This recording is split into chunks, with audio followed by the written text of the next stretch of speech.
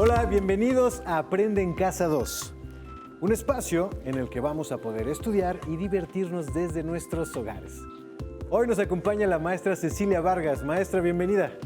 Hola, ¿qué tal? ¿Cómo estás, Juan Carlos? Muy bien, muchas gracias. Ton, ¿cómo estás? Hola, muy contento de aprender historia. Perfecto. Vamos a tener el gusto de estar con ustedes en esta clase de historia de quinto grado. ¿Están listos? Estoy lista. Maestra, ¿listos? ¡Listo! Bueno, no, esperen, paren todo. Se nos olvida algo. Primero, vamos con Ajo Listo. Me da mucho gusto saludarlos. Espero que estén muy bien. Qué bueno que vemos la escuela en la tele y seguir aprendiendo a la distancia. Y al mismo tiempo, estar con la familia. Me gusta la escuela y mi familia. Aprendo mucho.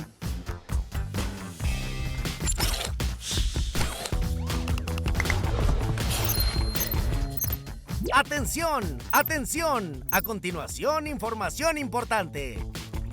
Lavarnos las manos varias veces al día es importante para prevenir cualquier enfermedad.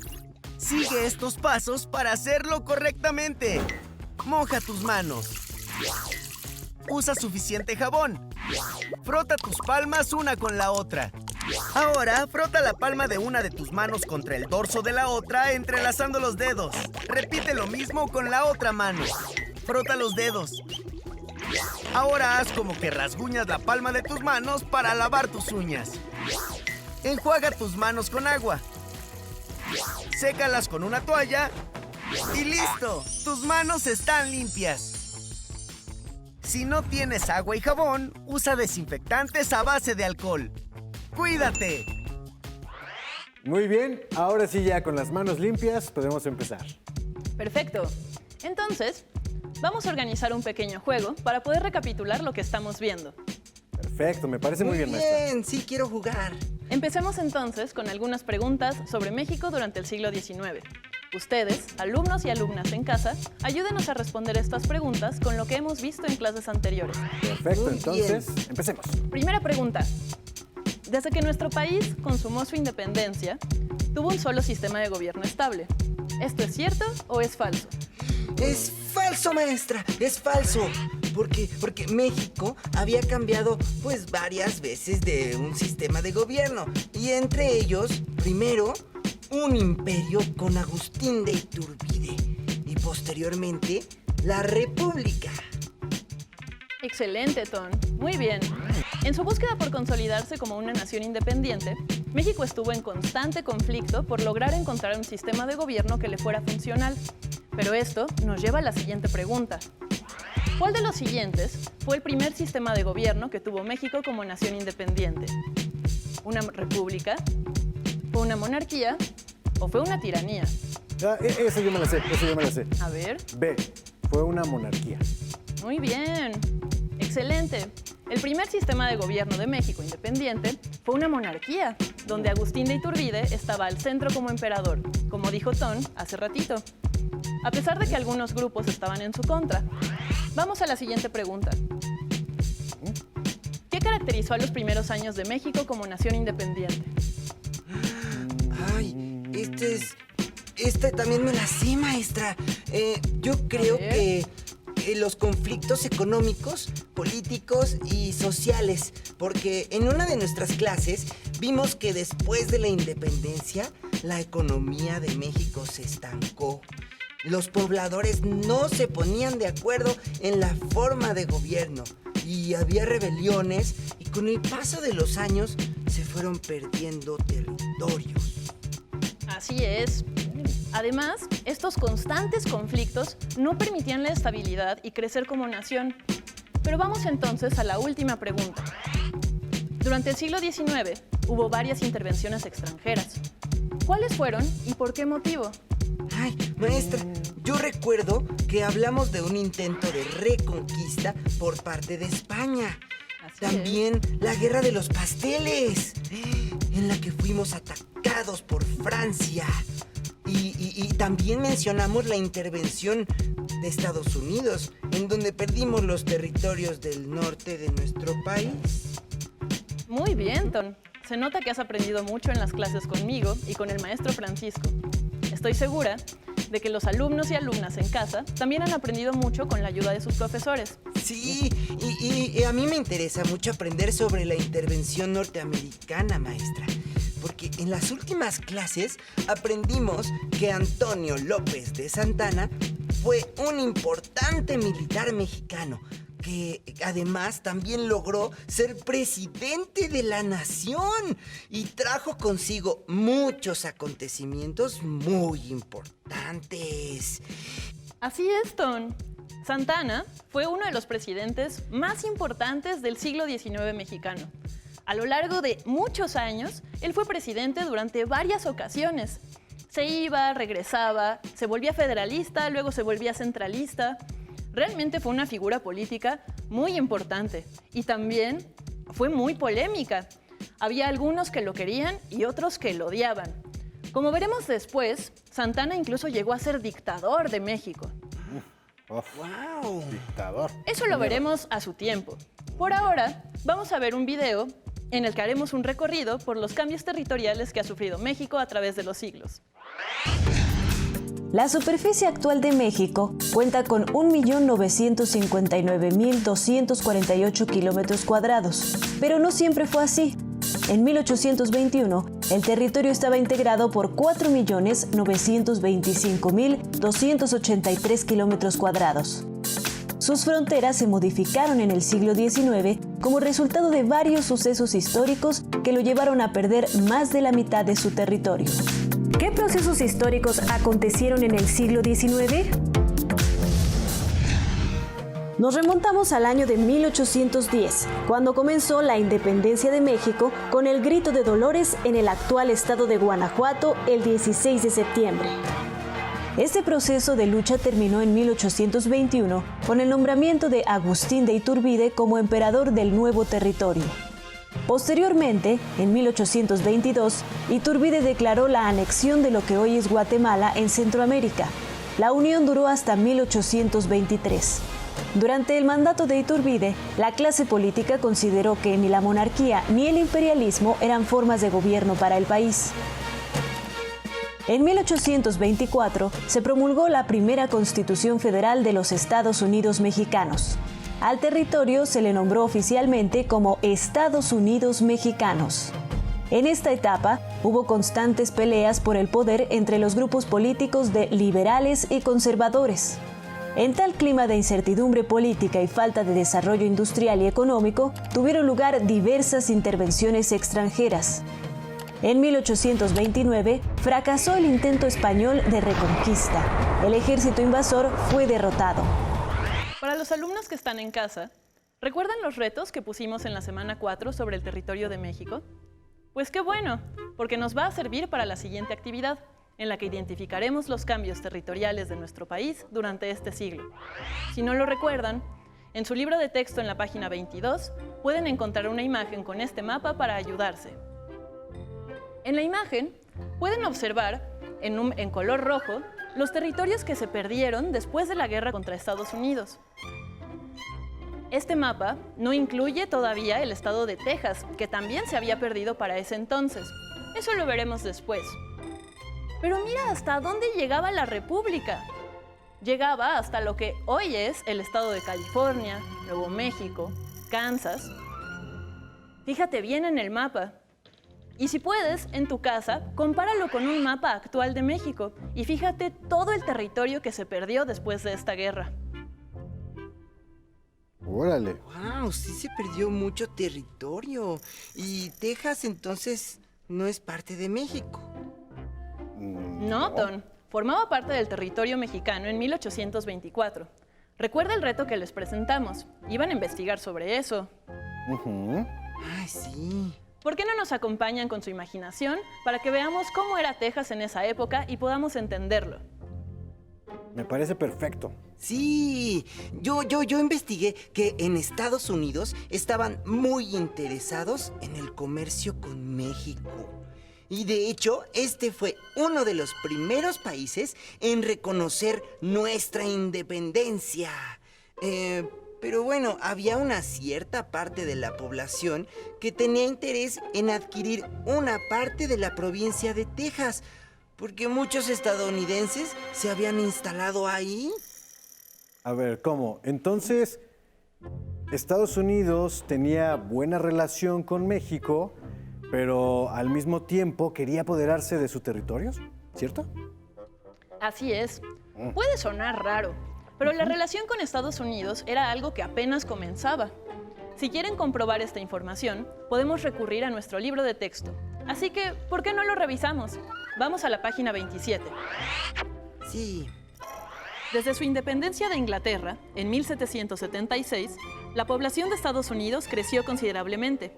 Hacia principios del siglo XIX se había duplicado y continuaba en aumento, por lo que había miles de personas dispuestas a colonizar nuevos territorios. Además de apropiarse de las tierras que ocupaban los pueblos indígenas, el gobierno estadounidense compró el territorio de Luisiana a los franceses y arrebató la Florida a los españoles. De este modo, sus fronteras se extendieron hasta los límites de Texas. Texas contaba con unos cuantos habitantes, por lo que el gobierno mexicano permitió que se establecieran allí algunos colonos provenientes de Estados Unidos, con la condición de que respetaran las leyes del país y fueran católicos. No tardó en llegar un gran número de inmigrantes, lo cual originó que hacia 1834 vivieran en Texas 30,000 extranjeros y solo un poco más de 3,000 mexicanos. Las diferencias entre ambos grupos estaban muy marcadas. Los colonos extranjeros tenían costumbres propias, no hablaban español, no eran católicos y tenían esclavos, lo cual iba en contra de las leyes de nuestro país. En diversas ocasiones, Estados Unidos le propuso a México comprar Texas, pero el gobierno rechazó esta propuesta porque consideraba que vender una parte del territorio nacional era una traición a la patria. ¡Wow!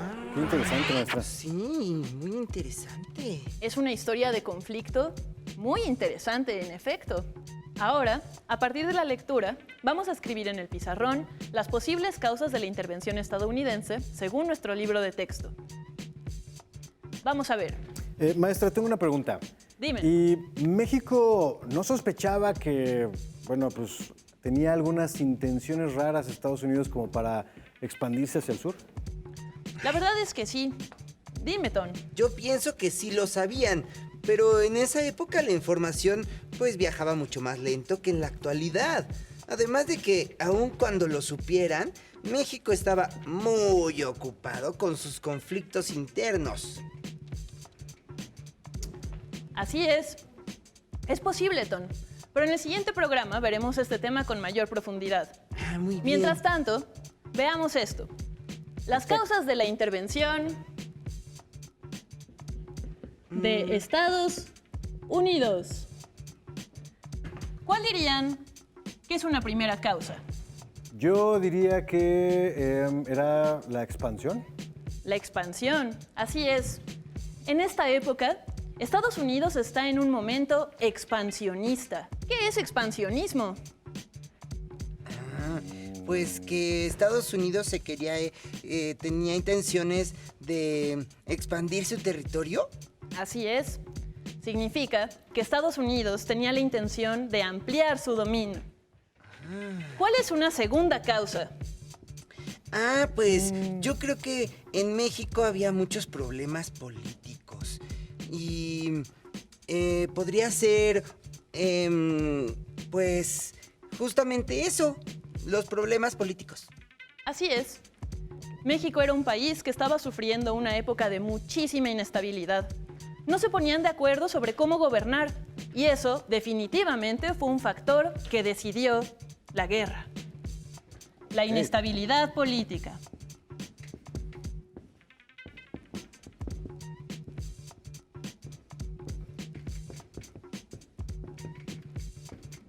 Una tercera causa de la intervención estadounidense podrían ser las diferencias culturales que existían entre México y Estados Unidos. ¿Había muchas diferencias, maestra? Había muchísimas, Ton. Y era por religión y por raza, ¿verdad? Así es, Juan Carlos. Los estadounidenses, muchos de ellos, eran protestantes, y mientras que los mexicanos eran católicos. Los estadounidenses hablaban inglés y los mexicanos hablaban español. No, bueno. Los estadounidenses tenían una nación multicultural, llena de muchos inmigrantes. Y entre los mexicanos había una sociedad más homogénea, más parecida. Eso fue entonces un factor de mucho peso. Eran sociedades que no se entendían entre sí. Y una cuarta causa de la intervención estadounidense tiene que ver con la independencia de Texas. Okay. Esto lo veremos en una clase siguiente. La independencia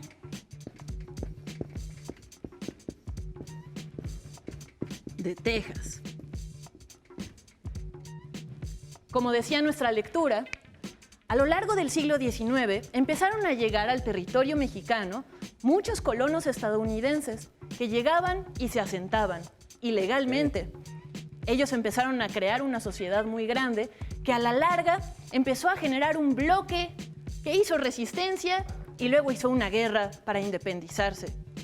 Texas dejó de ser parte de México, fue una república independiente durante unos años y después se anexó a Estados Unidos. Y este sería un conflicto decisivo para la intervención estadounidense. Pero eso lo veremos a su tiempo. Perfecto. Suena interesante, maestra. Sí. También vimos otras intervenciones extranjeras en los programas pasados, aunque ya no pudimos verlos a detalle. ¿Recuerdan que les dije en el programa de las intervenciones extranjeras que durante esta primera mitad del siglo XIX también los franceses nos atacaron? Ay, sí, lo recuerdo, maestra. Sí, yo me acuerdo también. ¿Quieren saber más de ella? Para que entiendan un ejemplo de esto, vean el siguiente video que habla sobre la guerra de los pasteles. Y no fue una guerra de pastelazos. La guerra de los pasteles. La Guerra de los Pasteles fue el primer conflicto bélico entre México y Francia, y formalmente tuvo lugar entre el 16 de abril de 1838 y el 9 de marzo de 1839.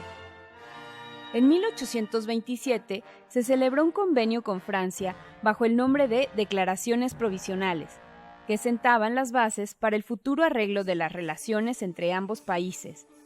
La colonia francesa era próspera y bien vista cuando Francia reconoció en 1830 la independencia de México.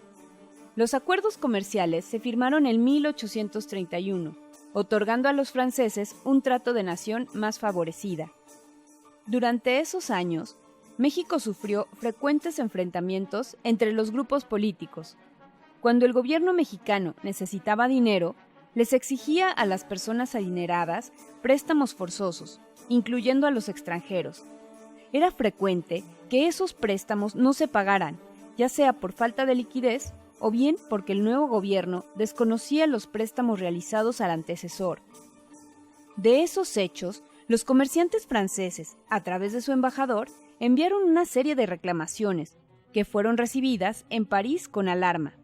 Entre estas reclamaciones se encontraba la del señor Remontel, dueño de un restaurante en Tacubaya, donde algunos oficiales del presidente Santana, en 1832, se habían comido unos pasteles sin pagar la cuenta, por lo cual exigía ser indemnizado con 60,000 pesos. Ese fue el motivo a que el pueblo mexicano identificara a esta guerra con Francia con el nombre de Guerra de los Pasteles.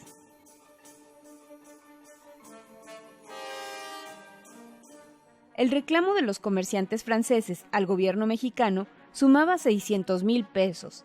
Era una cifra exagerada, pues los franceses pretendían recibir más de lo que en realidad les correspondía. Al recibir la negativa de parte del gobierno de Bustamante, el embajador francés se retiró del país y regresó en marzo de 1838 con 10 barcos de guerra para exigir el pago. Al no recibir respuesta, en abril tomaron el puerto de Veracruz, incautaron las embarcaciones mexicanas y comenzaron un bloqueo comercial que duraría 8 meses. Francia envió 20 barcos más y comenzaron las hostilidades. La guerra concluyó en marzo de 1839, cuando México aceptó las condiciones de los franceses de pagar los 600,000 pesos. Tras recibir un adelanto de 200,000 pesos, los barcos franceses se retiraron de las costas mexicanas. Esta guerra fue por una deuda económica. Francia, que era una gran potencia, Lo que hizo fue presionar económicamente a México, que era un joven país, para conseguir el pago. Y como pudieron ver en el video, México tuvo que hacerlo y tuvo que ceder a ciertas condiciones.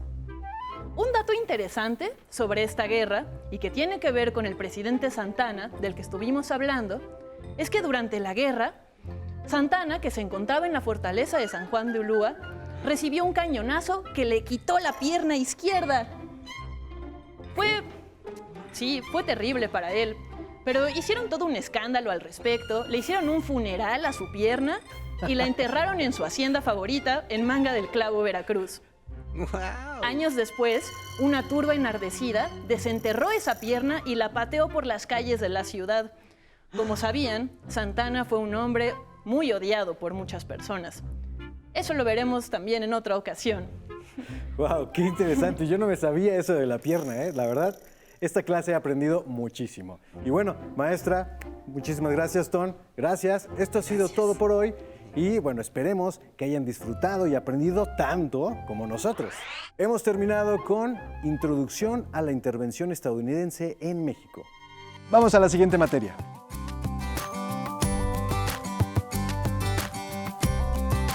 Hasta la próxima.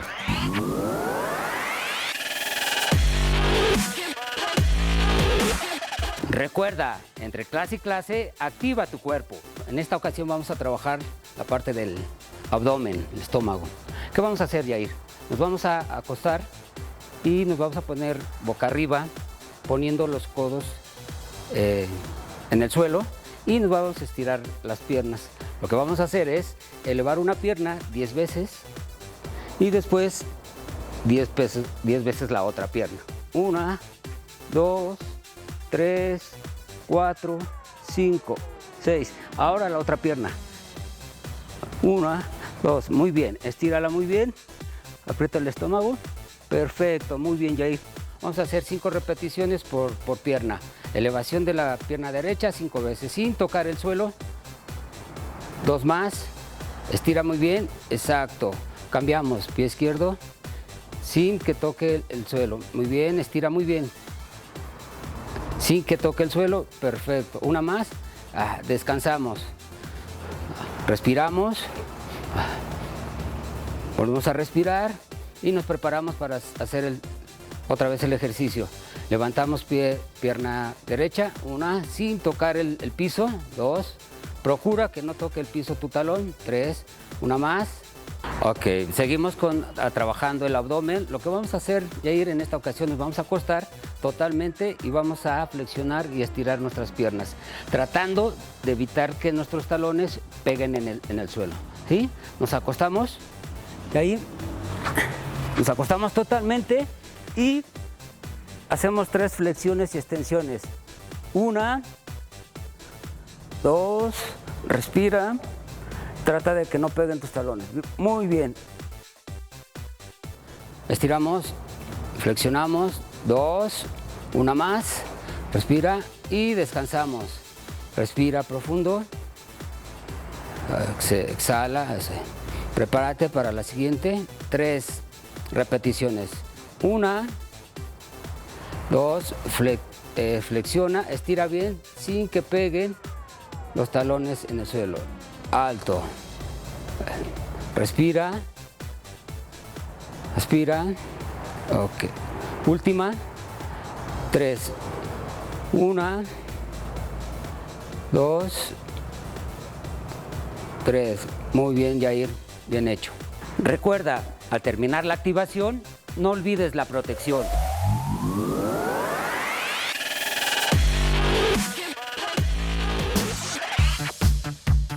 Si no tienes el libro de texto o necesitas ayuda para responder tus dudas, contáctanos.